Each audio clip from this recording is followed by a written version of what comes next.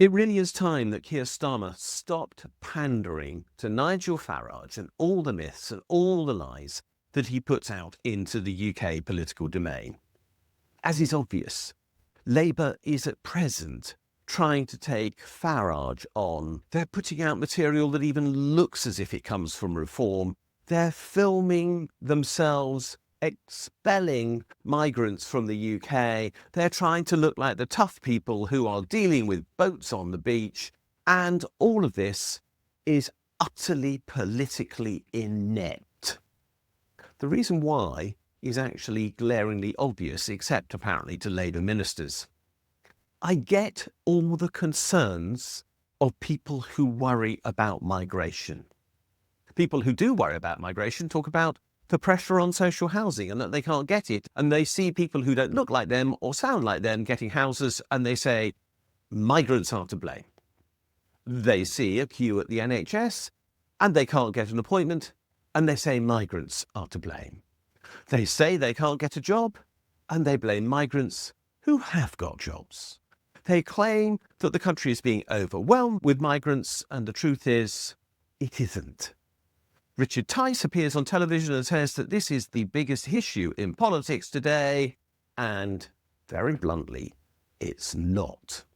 And the reason why I can say with absolute confidence that this issue is not the big issue in politics today is because of all the statements that I just made.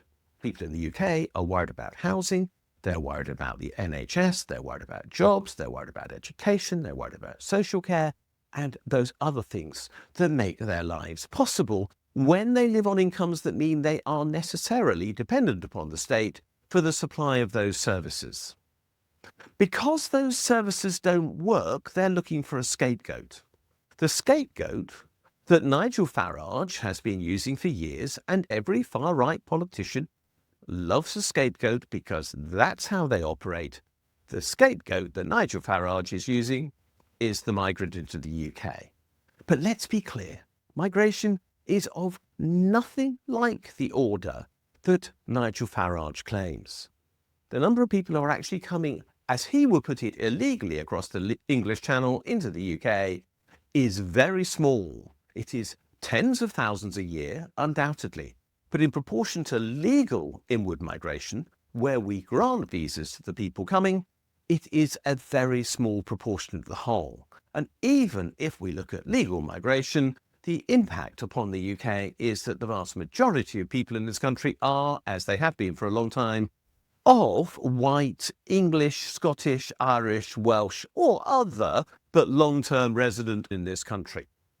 In other words, this whole story that migration is the great threat is fabricated, and it is being used by Farage as a way to attack Labour and the Tories, who have failed to deliver decent public services, and now Labour and the Tories are falling for the lie to cover their own failure and to suggest that in practice, if only they could deal with migration, then everything else would be solved.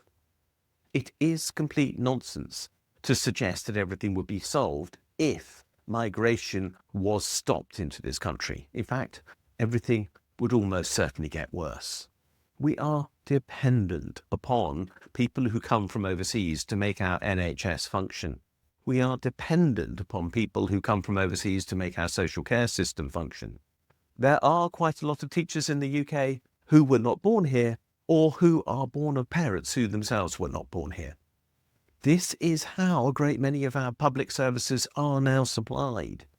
As is commonly said, the person who is a migrant who is likely to be in front of you in the NHS is not the next person in the queue, but is instead the doctor or the nurse that you're waiting to see. We do need more people coming into this country at present in the UK for one very straightforward reason. Our birth rate is very low. In the UK as a whole, it is well below 2 per woman. In Scotland, it's only about 1.2 per woman. In other words, we are not reproducing our own existing population from the people who were already born here and living here. Therefore, if we are to look after our ever-aging population, of whom I am a representative example, then we must have people coming into the UK to make good the shortfall in population that we have created by not having enough children. It is as simple and straightforward as that. If the UK was a business, it would be recruiting overseas to fill its skills gap. Because we're a country, apparently that's unacceptable. But why is very hard to work out, unless we do want to go down the line of the business that fails to recruit people to fill those skills gaps, which is usually the pathway to failure. So, we do need migrants. But what we also need is a government that works, a government that does solve the problems in the NHS, that does provide good education for everyone, that does provide social care, that does focus upon full employment rather than balancing the books. We could have such a government. We could, if only we had a government that was not obsessed with book balancing and focusing only on private sector growth when the only source of growth in the UK economy at present is in the public sector. We could solve the problems, and if we did, there would be no issue about migration. But because the government is refusing to deliver social care, health care, education, a proper justice system, proper education, and everything else that we desire, we are still looking for scapegoats, and Labour is as bad when it comes to that, as are the Tories, as are Reform, and as is anybody else who is blaming migration for this problem. Migrants are not our problem. Migrants are solving our problems.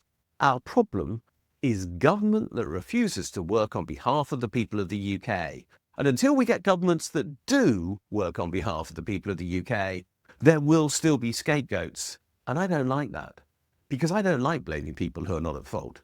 And that's what Tice is doing, that's what Farage is doing, that's what Starmer is doing, that's what Yvette Cooper as our Home Secretary is doing, that is what Kemi Badenoch is doing as leader of the Conservative Party. They're all making excuses and blaming people who are not to blame for our problems, but who are instead helping solve them when they refuse to take the necessary action to do that themselves.